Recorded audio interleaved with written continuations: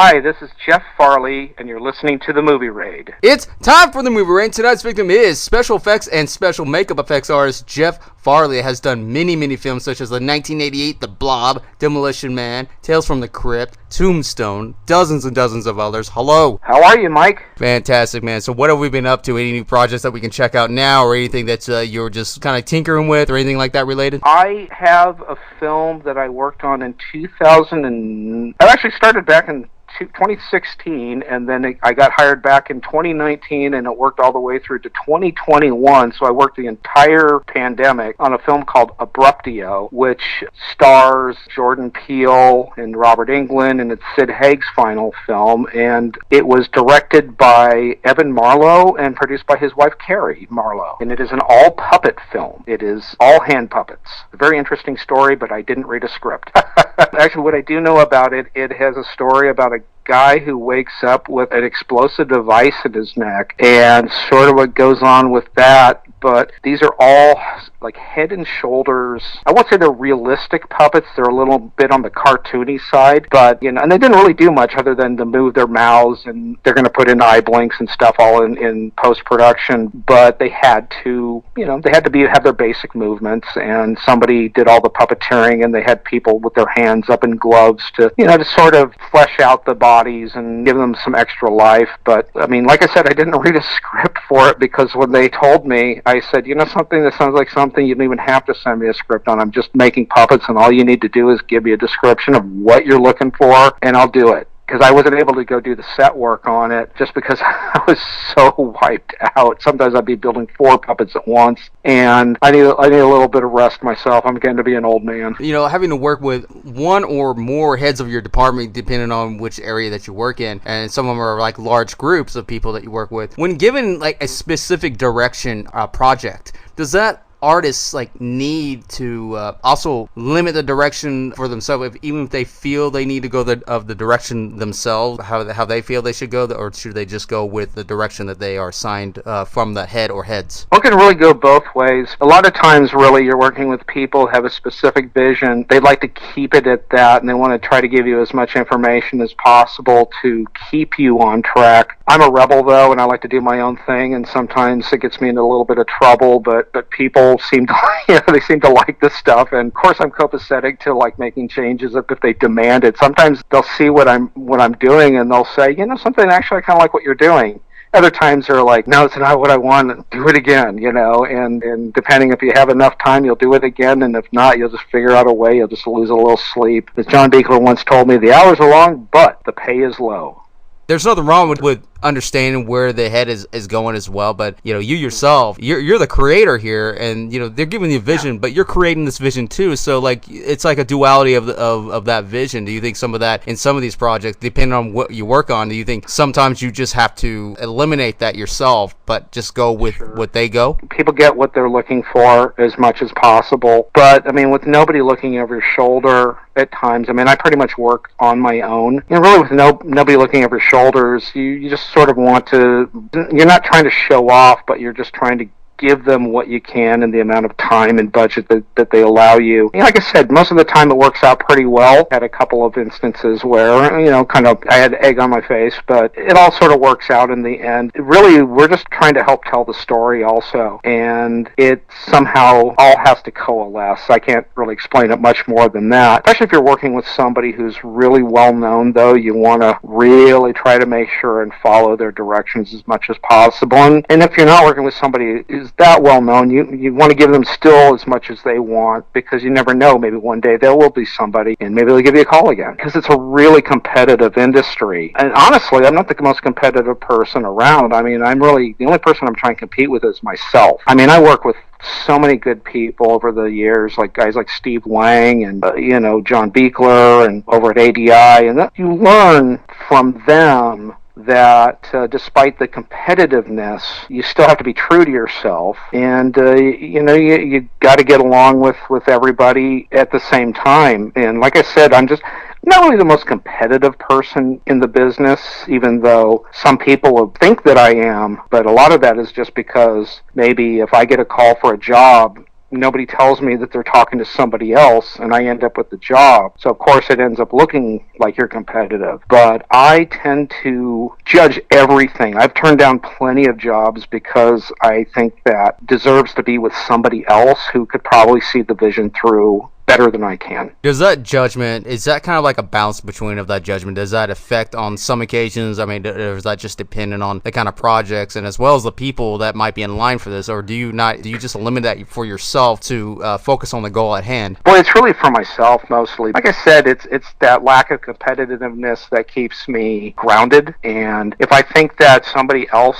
really can give a better vision, I'm all for them getting the job, even if I'm losing money on it. I had an instance a year and a half ago where I had to turn down a job because just wasn't enough time for me to set everything up and start it. Job had to be absolutely realistic. They didn't know where they were going to shoot it. They were going to lose their money if they hadn't gotten it together in a certain amount of time. They'd already talked to a number of different shops. So with that knowledge, even though I provided a budget and a breakdown out of courtesy, I wholeheartedly said, listen, I think these are the best guys for the job. And I don't even know if they got hired, but I figured it was a comedy for one thing. So I thought, I won't say who I recommended, but I recommended them because I felt that not only could they handle the realism of the job, they also had the best sense of comic timing in the business. And I hope they got the job. You have to take these things job by job, and believe me, I could have used the money, but at the same time, I'd rather lose a little bit to save face later. Now, you mentioned about with as far as the budgeting and so forth, and this is you yourself working within several different departments, especially when things are always rapidly changing within the industry, like between television shows and so forth. Does that work in terms of budgeting? Does it actually benefit you now, or is it becoming a little bit easier, or does it become gradually increase the more projects that happen? It depends. It depends on that, because my personal feeling is, there's no job too big or small that I'd be willing to take on, but I have to be realistic also, because I've done so many films that I really know what something costs, and if I can't receive the budget that I feel is adequate for it, I'm more apt to turn it away, because taking it for less of a price can end up sometimes blowing up in your face, because sometimes you can give them as much as you can, and other times you're limited, and it turns into sort of a nightmare scenario. I have plenty of friends as well as myself who have been on jobs that they don't end up the way that you plan on them ending up, even though you're still doing the best job you can. Sometimes you just can't give exactly what you plan on giving. It's a double-edged sword. It's like sometimes less is more, but sometimes more is what they're looking for. Again, personally for me, I'd rather take a small job that I can handle myself and do a personal job that I think would be much better. I have a certain standard that I'd like to stay within, and I've had jobs recently where I felt that I just couldn't live up to the promise because the time factor. I mean, you're working so many hours that you are losing sleep, and to me, sleep deprivation is one of the worst things that we can go through, because and skipping meals also. A lot of times I have to skip meals because you've got things in the oven, or you've got working on multiple things at once, and there's just no time for it. That leads to low blood sugar. You can end up, having a lot of problems that way. So I try to keep things to a certain balance. When I did Abruptio, it was not a very easy job, but it was something I was able to handle because they broke it down into small portions. I would do 4 puppets at once, and then it'd give me 1 puppet for the next wave, and then it'd give me 2 puppets for the next wave. And it would work out that it would take me about a month per puppet. So 4 puppets equaled 4 months. 1 puppet equaled 1 month. That I could make a schedule for and stick to it. But sometimes you're working on something and you'll be working towards one goal. You'll be like, we need this first. We need this first, and everything else comes later. Well, you're working on this, and then they say, oh, we've changed our mind. Now we need everything later first. And it really messes up your schedule. And you just do the best you can to stick with it and shift your focus, do what they want, and then you can, hopefully when you're done, you can collapse and, get a few weeks rest. So it's, but all in all, you just have to keep a good attitude about it. I mean, believe me, it's like there have been the times where the arguments happen from time to time, and it's about finding a middle ground. Even if you're arguing, try to do it as respectfully as possible so that you get your point across, but you also listen to their point. So you have to sort of meet in the middle, and if you can do that, sometimes it's the best case scenario. Having to work with or actually get offers for other works, like, do you think sometimes that artist needs to wonder if this can be beneficial or it can't be beneficial? Temptation can be a factor with a lot of these special effects guys and artists. Do you think that will actually affect them depending on the offer? Do you think can it or can it not benefit them? Oh, that absolutely. I mean, that's that. You almost sort of hit the nail on the head right there. It's without an answer for me because, I mean, I worked on a huge. My fiance and I worked on a huge job late last year, and it was a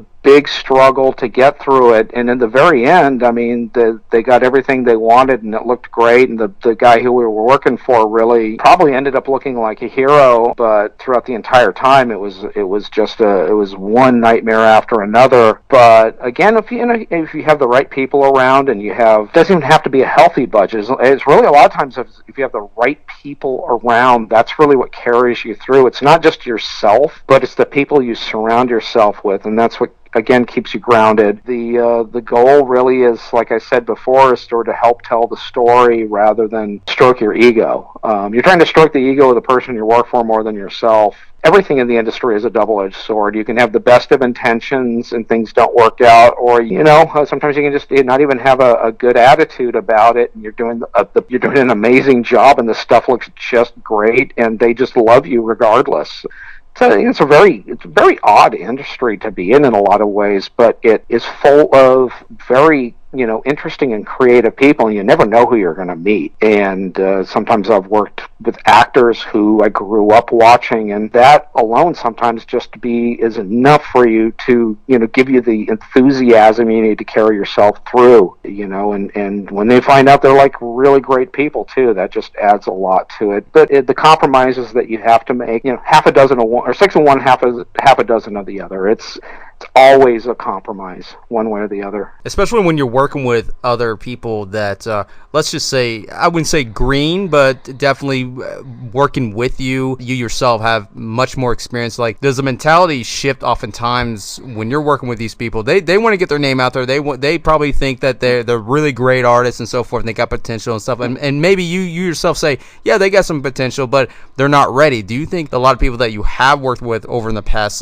do you think this is something that is very crucial to an artist, especially working within these fields, factor that they need to either eliminate or basically keep in check when they're doing this? Because this is not just making toys, this is not or anything. You are making yourself heard, but at the same time, you need to hear yourself first. The people you surround yourself with, so you want to surround yourself with the best people possible. Even in my own case, sometimes I'm not the best person around. But like I said, I've worked with people who sometimes I'll be a part of a crew. Most likely these days I'll hire people to work with me. Not so much these days, because a lot of these days, like I said, I'm working on sort of almost things by myself, or unless somebody gets brought in. But I have had interns in. You direct them to do as close to what you're going for, but you also want to make sure to give them a little bit of leeway so they can add in their own influence, because sometimes their ideas are a little better than yours. Dick Smith always kind of said that he always appreciated the advice of others, even if it was some other department or an actor pointing something out, because sometimes it's that different point of view that, it makes you think differently. And then when you kind of see that, like, oh my, they have actually kind of a really good idea, you want that to come through. I have some people that have worked for me who have moved on to some much better shows these days, and I'm so proud of all of them for the effort they put in,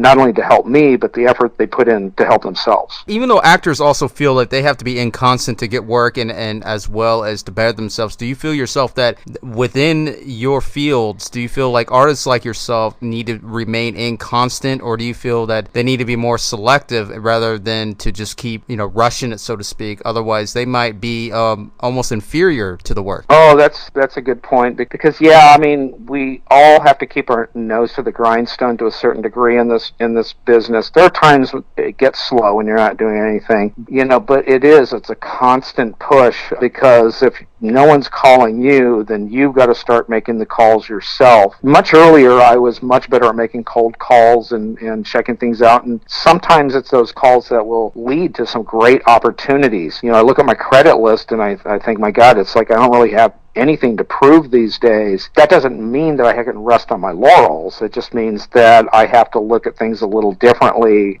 show by show by show. Some shows you turn down really because you just feel the subject matter maybe is something you're not really interested in. But, you're always looking for something that A, interests you, B, something that you feel that you can add something to, and C, hopefully earn a living at, because the most important part about this is actually earning a living. Because in a lot of ways, this is a business of favors, but you still have rent to pay, or mortgages, or, you'll have a car payment or phone bill, or, you got to keep a shop running. It boils down to, you got to think of it as a business first, and then everything else comes secondary. But again, when you surround yourself by really good people, a lot of the job becomes much easier, because then you're able to focus on what's important rather than the why it's important. Go ahead and plug in any websites or any projects or anything that you care to add to any upcoming artists, any advice or anything that you care to add to that might help them through anything that they might be struggling with. A lot of people come out of schools these days, and there's so many of them: cinema makeup schools,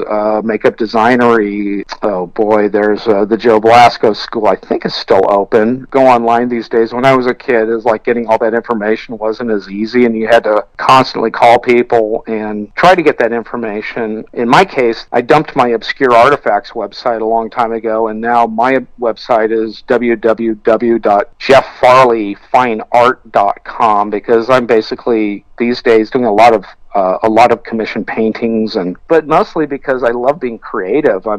It's not about just being in film, it's about finding something that you're creative at. And a lot of people get in the industry and they'll jump out almost as quickly. They think it's something they want, and they realize it's a little tougher or not exactly what they're going for. And others, people sort of get in, they didn't even know they wanted to be in the business, and they end up like rising to the top. It's a pretty flexible industry in a lot of ways. Got to make yourself seen and known, and that's part of the plus and the minus. There you have it, everybody. That is Jeff Farley. Thank you, Mike. Appreciate it.